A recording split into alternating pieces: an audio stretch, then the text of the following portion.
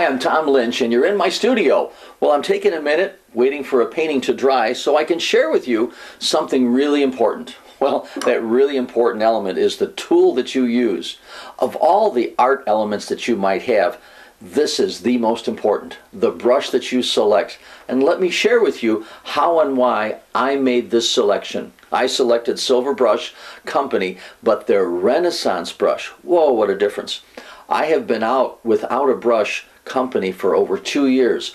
So I did a lot of testing, I did a lot of evaluating, I looked at as many and different ones as I could, and I found this has all the characteristics that I want and more. So I'll share with you how I paint with the edge, the side, the heel, the corner, the belly. That's that thick part in the center. What a difference. A 3/4 inch works great for a painting that is a half sheet. If I get into a large size painting that's 30 by 50, then I have a 1-inch brush. But what's most important is how it holds, how it bounces, the spring, the way it captures paint out of my palette, the way it transfers and lets it flow so that fluid is even, the consistency. Amazing characteristics that I'm looking for when not only the full 3/4 inch flat is coming across the page, how about just the corner or the edge? So it still has to have that kind of performance. So I've done the work for you. I've done the testing for you. I can tell you, you will not be disappointed with the Renaissance brush, 100% sable, and Silver Brush Company is where I found it, right here in the USA. Their liner brush actually outperformed the liner brush that I was so attached to. It has a wonderful, I guess I have to call it now a needle point, such a great point at the edge. So that characteristic is going to be fantastic for you, and I'll share with you how I use it on its side as well because of how much moisture it holds. You'll also be amazed that I made a decision on a round brush. Well, yes, I'll be honest, I didn't use round brushes very much. That has changed because they have what's called a designer round, a little extra length out. Instead of a quick taper to the point, a long, slow taper, so I can do more things with it. I have more facets of the brush, and I have a wonderful, constant flow point that I can work with, whereas before wasn't as favorable for me. So, and here's a surprise. I would have never said that I'd be using a brush that has some synthetic, but the 50% sable, along with the kind of synthetic they have, has drastically reduced the price. So now, find your favorite store. They'll offer you a cup of water. You can test the bounce. You can test the fluid, test the hold, wring it out, roll that brush, see the point in it, tap that flat brush down several times, see how it springs back, see how all those hairs stay on an edge for you. So you get a constant, continuous, even flow. What a difference. So it's made a difference for me. It's taken one worry off the table because I've looked long and hard, and now I'm extremely happy with these brushes. So check it out. Renaissance, made by Silver Brush Company. Both their liner, their flat, and like you've never seen before, a designer round. Quite unique. So I got to get back to work. I'll share with you some of the tips and techniques of how wonderful this brush is.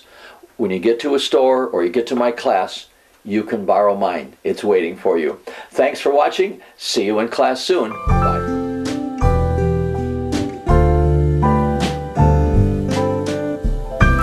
I'd love to share with you a few of the unique things about the liner brush. Now, most people see the liner brush as ability to do just a little bit of wires and ropes that might be associated with a boat or a fence, you know, barbed wire fence or whatever. Well, I can do so much more than that. Watch how I'll lay the brush off. That means instead of raised up, I'm going to use the side, and I can capture the wonderful texture and contour of that tree. So look at how, by having the brush laying flatter, not so high, I'm using half of this. So it's like a 1/2 inch or a 1/4 inch brush that I'm taking and using to get that texture, weathered look. Then I can raise it right up. And so that's why it's a nice fluid, continuous, and more solid. But watch how the continuous flow, again and again and again, or I can do branches in this particular fashion with it raised higher. So look at that. I still haven't gone back for more paint. I can get the texture of the weathered old round look to that tree trunk, grab a little paint, drop in some darks, create a little value shift or some highlights with some darks. And there's why I make use of. So I lay the brush on its side, you know, for some larger areas. Look at the size of this particular rock. Sure, you saw me earlier maybe use the 3/4 inch flat, but now I might want to sneak up on the texture that I have for the rock. I might not want to have such a full width coverage so soon. And so here I'm able to paint as though this brush is a, yes, there it is, it's like a 3/4 inch or larger width to this number 8 size liner, or some smaller areas. So now I'm sneaking up on it closer, whereas I was further back with my hand back at the back of the handle. So that extra length of the handle, take it as an advantage. So I can get now more careful, want more careful, want more precise, want just a particular set of leaves. Now I'm really close, almost holding it at the ferrule. But for the branches, I want a nice wiggly, weathered, you know, look to that. And so there'll be times that I'll have a shadow. Let's take this fence and bring it down lower. And I want that shadow to have a thick and thin. And so I can press firmly and get a nice thick, or just raise it up and have a nice little thin. Look at the variety of thickness I have to this shadow. All with the number 8 liner.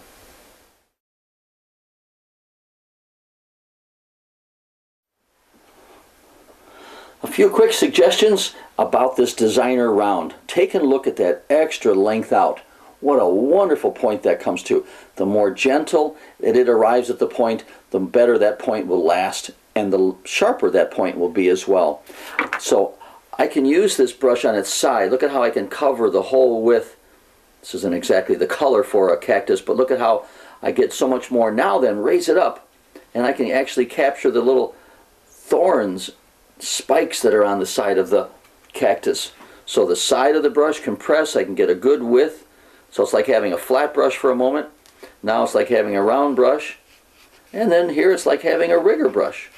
So the whole point being, I'm getting more variety of marks from that single brush. So I can have that wide coverage, narrow coverage, pointed coverage, sharp, chiseled point. Not quite the needle point that the liner brush will give me, but a much more versatile point than your normal round brush would give you. So this is a designer round. I'm just having fun making marks, going left and right and left.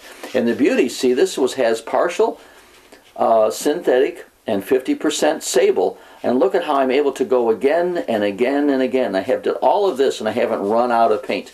So you're not going to match that with a 100% synthetic brush. Look at how I can come back and modify and get the suggestion and fill in. I can do the texture of some leaves, then raise the brush up, and there's that branch going along with those leaves.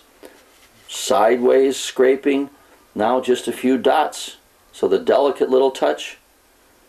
So the variety of marks that you can make, that's the beauty of what I want and look for in a brush. How many different types of marks can I get out of one brush so I don't have to shift brushes, change the momentum, create more moisture, have the color not match by shifting brushes. So many more things can go wrong when I change brushes. And here I can just stay with, have a fun, enjoy the flow. So there's a few, and there's many, many more. I can still come over here and do some of these big rocks and then raise it up. I could capture that suggestion of a reflection, the shadow coming away from the side. So lots of different marks. That's what I'm wanting to show you. That's why I'm so excited about the Silver Brush Company Designer Round. That extra length out. Boy, look at the sharpness of that brush. This is one you've got to add to your repertoire. You'll really like it, as I have. Well, I hope that enlightened you a little bit about how a brush and the many different parts of the brush can be used. I mean, it's a quick little ditty, but at the same time, did you see the corner and how it could pull out some paint, the edge and the side, the heel, how I could turn it into a rough dry brush mark? Well, it made a big difference. It's always been that way for me. I needed those particular characteristics, and I was happy that I could demonstrate them instead of just talk about them. I'm glad you watched that. Think twice now about The liner brush, that extra length out, it makes a big difference. Needlepoint, but look how I use the side as well. And I think I might have surprised you because it surprised me, the designer round, that wonderful, gentle tapered to a point. So, Silver Brush Company has made great brushes. They've been at it for 25 years, but these particular ones are absolutely for me, and I'd like you to try it out. So if you join me in a class, you can test it out. Or at your local store, get a cup of water and then wet that brush and see how it bounces back.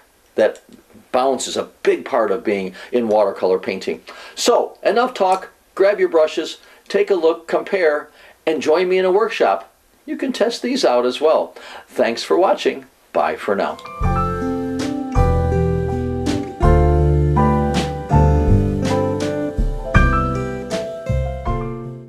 I have developed brush sets both for the studio, plein air, and even workshops.